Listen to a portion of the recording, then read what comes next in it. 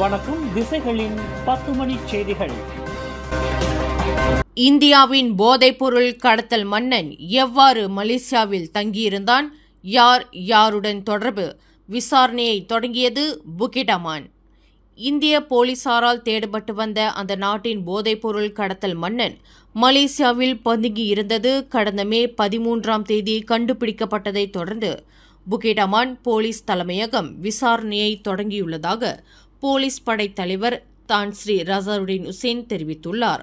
35 வயது மதிக்கத்தக்க அந்த இந்திய பிரஜை கடந்த மே 27ஆம் தேதி இந்திய போலீசாரிடம் அதிகாரப்பூர்வமாக ஒப்படைக்கப்பட்டுள்ளான்.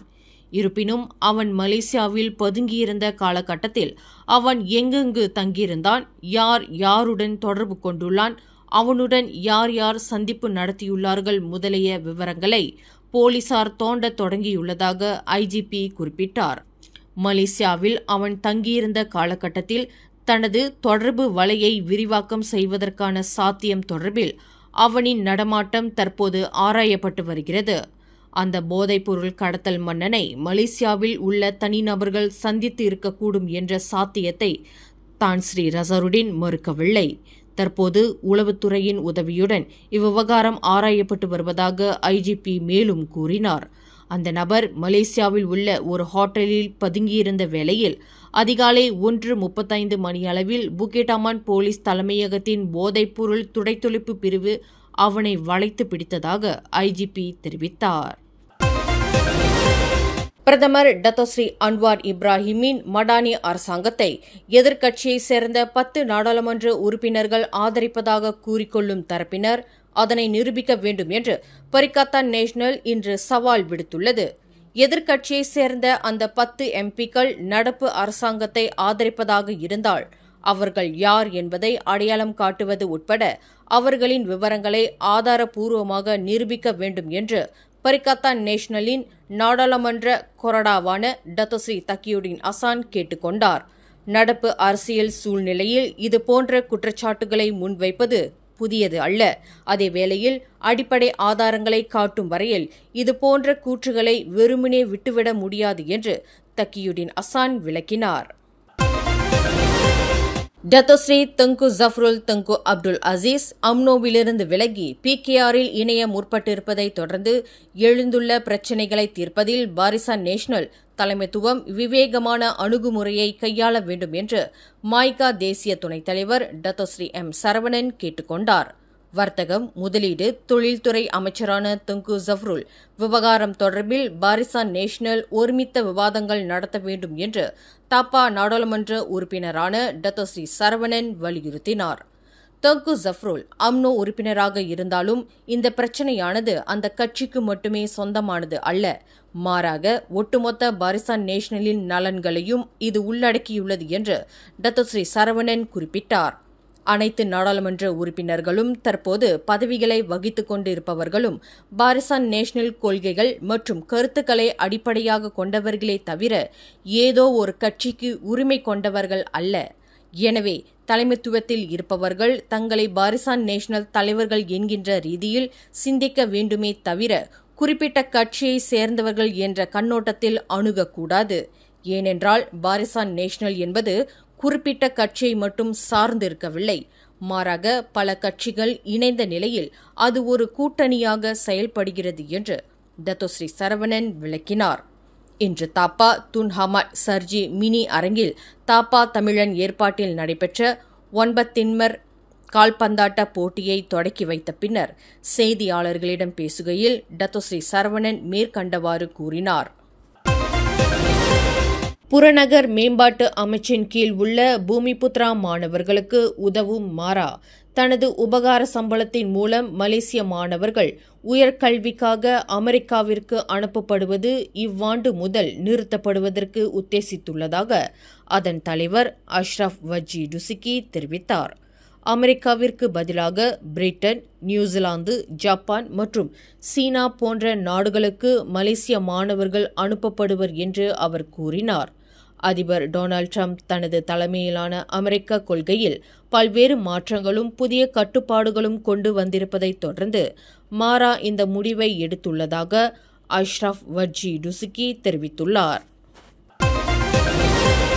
PKR தேர்தலில் துணைத் தலைவர் பதவியை தற்காத்துக் கொள்வதில் தோல்வி கண்டதைத் தொடர்ந்து தாம் வகித்து வந்த பொருளாதார பதவியை ராஜினாமா செய்துள்ள ரஃபீசி ரம்லி கட்சி வழங்கக்கூடிய நியமன பதவியை ஏற்றுக்கொள்ளப் போவதில்லை என்று அறிவித்துள்ளார்.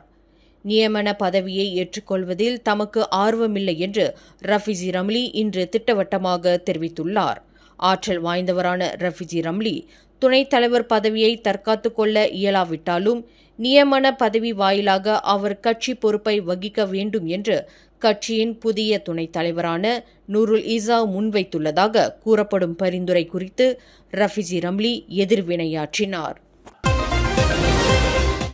இவ்வாண்டின் 2ஆம் அரையாண்டில் இலக்குக்கு உரிய மக்களுக்கான பெட்ரோல் RON 95 விற்பனை முறையை அரசாங்கம் நடைமுறைக்கு கொண்டு வரலாம் என்று எதிர்பார்க்கப்படுகிறது.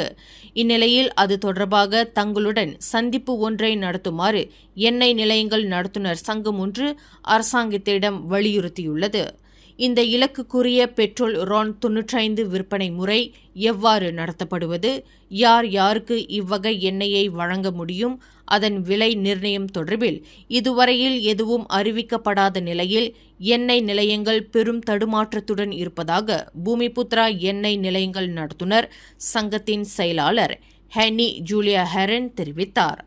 அரசாங்கம் கொண்டுள்ள உத்தேச திட்டம் நடைமுறைப்படுத்துவதற்கு முன்னதாக எண்ணெய் நிலையங்களின் நடத்துனர்களுடன் அரசாங்கம் சந்திப்பு நடத்துமானால் இதுகுறித்து உறுப்பினர்களுக்கு விளக்கமளிக்க முடியும் என்று ஹென்னி ஜூலியா குறிப்பிட்டார். நகரி சம்பிலான் மாநிலத்தில் கொலப்பிலா, ஜம்பூல், ஜெலுபு மாவட்டங்களில் உள்ள 13 தமிழ் பள்ளிகளின் 300 மாணவர்களுக்கு கல்வி நிதி உதவி வழங்கும் நிகழ்வு நேற்று சனிக்கிழமை பிற்பகலில் வெகு சிறப்பாக நடைபெற்றது. நகரி சம்பிலான் ஆட்சிக்குழு உறுப்பினரும் ரெப்பா சட்டமன்ற உறுப்பினர் வீரப்பன் மற்றும் பிரதமரின் சிறப்பு பணிகளுக்கான அதிகாரியும் பிரதமர் துறையின் இந்திய நலப்பிரிவு இயக்குநருமான சண்முகம் மூக்கன் ஆகியோரின் சிறப்பு வருகையுடன் இந்நிகழ்வு தொடங்கியது. பண்டாஸ்ரீ ஜம்பு மாவட்ட அலுவலக மண்டபத்தில் நடைபெற்ற இந்நிகழ்வில் மாணவர்கள் மற்றும் பெற்றோர்கள் என மண்டபம் நிரம்பும் வகையில் சுமார் 600க்கும் மேற்பட்டவர்கள் கலந்து சிறப்பித்தனர். பஹாவ் தமன் தேசபுத்ரி கிளப் வவாசான் மஷரக்கன் மாஜு இயக்கத்தின் தலைவரும் ஆட்சிக்குழு உறுப்பினர் வீரப்பனின் சிறப்பு அதிகாரியுமான முரளி தங்கையின் ஏற்பாட்டில் மிக சிறப்பாக நடைபெற்ற இந்த நிகழ்வை வீரப்பன் அதிகாரப்பூர்வமாக தொடக்கி வைத்து உரையாற்றிய வேளையில் சண்முகம் மூக்கன் சிறப்புரையாற்றினார். பள்ளி விடுமுறை தவணைக்காலம் முடிந்த பின்னர் பள்ளி செல்லும் மாணவர்களுக்கு தேவையான கல்வி உபகரணங்களை வாங்கிக் கொள்வதற்கு B40 குடும்பங்களைச் சேர்ந்த 300 மாணவர்களுக்கு தலா 70 ரிங்கெட் மதிப்புள்ள பற்றுச்சீட்டு வழங்கப்பட்டதாக ஏற்பாட்டுக் குழு பொறுப்பாளர் முரளி தங்கையன் தெரிவித்தார். நிகழ்விற்கு ஆட்சிக்குழு உறுப்பினர் வீரப்பன் முழு ஒத்துழைப்பு வழங்கிய வேளையில் சண்முகம் மூக்கன் நிதி உதவியை ஏற்பாடு செய்து வழங்கியதாக முரளி பெருமிதத்துடன் குறிப்பிட்டார். அதேவேளையில் இந்த நிகழ்வு சிறப்பாக நடைபெறுவதற்கு பள்ளி தலைமை ஆசிரியர்கள், முன்னாள் தலைமை ஆசிரியர்கள், ஆசிரியர்கள் மற்றும் பள்ளி பெற்றோர் ஆசிரியர் சங்கத்தினர் முழு ஒத்துழைப்பு நல்கியதாக ஜம்பூல் PKR தொகுதியை தோற்றுவித்தவர்களில் ஒருவரான முரளி தனது நன்றியையும் பாராட்டுக்களையும் தெரிவித்துக் கொண்டார். செனட்டர் தங்கு ஜஃப்ரு அப்துல் அசீஸ் கட்சி விட்டு கட்சி தாவியிருப்பது தொடர்பில் கட்சி தாவல் சட்டத்தின் பின் விளைவுகளை அம்னோ ஆராய வேண்டும் என்று அம்னோ தகவல் பிரிவு தலைவர் டத்தோஸ்ரீ அசாலினா ஒத்மான் சைட் கேட்டுக் கொண்டார். ஒருவர் கட்சியை விட்டு கட்சி தாவினால் அவருக்கு எதிராக எத்தகைய நடவடிக்கை எடுக்க முடியும் என்பதை கட்சி தாவல் தடை சட்டம் தெளிவாக குறிப்பிட்டுள்ளது. எனவே தங்கு ஜஃப்ருல் விவகாரத்தில் எத்தகைய நடவடிக்கை எடுக்க முடியும் என்பதை அம்னோ சட்டக்குழு ஆராய வேண்டும் என்று சட்டத்துறை அமைச்சரான அசாலினா கேட்டுக் கொண்டுள்ளார். இந்தியா நாடாளுமன்ற உறுப்பினர் ஸ்ரீ சஞ்சய் குமார் ஜா தலைமையில் 9 பேர் கொண்ட அனைத்து கட்சிகளையும் உள்ளடக்கிய குழுவினர் இன்று ஜூன் 1 தேதி கோலாலம்பூருக்கு வருகை புரிந்துள்ளனர்.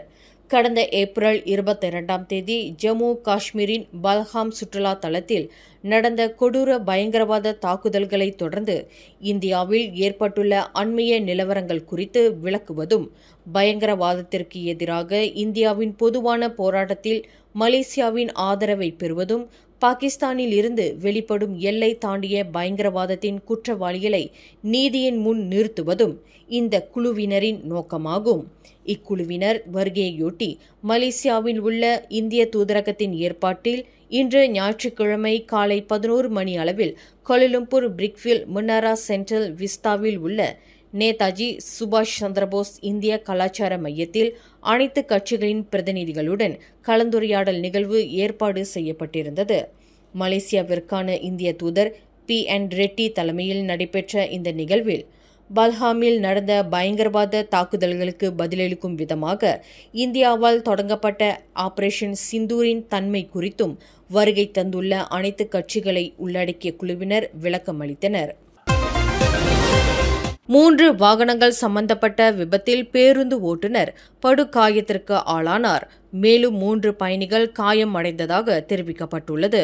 இந்த விபத்து இன்று அதிகாலை 4:30 மணி அளவில் வடக்கு தெற்கு நெடுஞ்சாலையில் 51.5 கிலோமீட்டரில் ஜோஹர் குலுவாங்கிற்கு அருகில் நிகழ்ந்தது.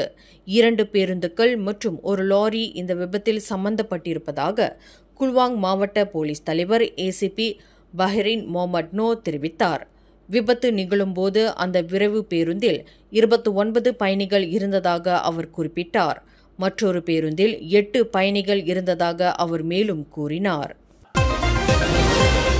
சமூக வலைத்தளங்களில் வைரலாகியுள்ள பினாங்கு நிபோங் தபால் புக்கெட் தம்பூன் டோல் சாவடியில் 2 வாகனமோட்டிகள் கைகலப்பில் ஈடுபட்ட சம்பவம் தொடர்பில் போலீசார் விசாரணை செய்து வருவதாக சிப்ராங் பராய் ஸ்லாத்தான் போலீஸ் தலைவர் J. ஜனவரி சியோவோ தெரிவித்தார். இந்த கைகலப்பு தொடர்பில் போலீசார் 2 வெவ்வேறு புகார்களை பெற்றுள்ளதாக அவர் குறிப்பிட்டார். இதன் தொடர்பில் அந்த 2 வாகன ஓட்டிகளையும் போலீசார் தேடி வருகின்றனர். கைகலப்பு தொடர்பில் 28 வினாடிகள் ஓடக்கூடிய அந்த காணொலி சமூக வலைத்தளங்களில் வைரலானதை தொடர்ந்து இதில் சம்பந்தப்பட்டுள்ளவர்கள் தற்போது அடையாளம் காணப்பட்டு வருவதாக அவர் மேலும் கூறினார். மோட்டார் சைக்கிள் ஒன்று வேக கட்டுப்பாட்டை இழந்து சாலையில் சறுக்கி விழுந்ததில் அதன் ஓட்டுநர் உயிரிழந்தார். இந்த சம்பவம் இன்று அதிகாலை 3:30 மணி அளவில் ஜோஹர் ஜாலான் பெர்மாஸ் பாசிர்குடாங் சாலையின் 7.4வது கிலோமீட்டரில் நிகழ்ந்தது என்று ஸ்ரீயாலாம் மாவட்ட போலீஸ் தலைவர் ACP முகமது சொஹைமி இஷாக் தெரிவித்தார். கடுமையான காயங்களுக்கு ஆளான 21 வயது மோட்டார் சைக்கிள் ஓட்டி சம்பவ இடத்திலேயே உயிரிழந்ததாக அவர் குறிப்பிட்டார். மேலும் செய்திகளை தெரிந்து கொள்ள கீழே இருக்கும் பெல் பட்டனை அழுத்துங்கள். உங்கள் மகிழ்ச்சியை வெளிப்படுத்த லைக் மற்றும் ஷேர் செய்யுங்கள். தொடர்ந்து திசைகளோடு இணைந்திருக்க சப்ஸ்கிரைப் செய்யுங்கள்.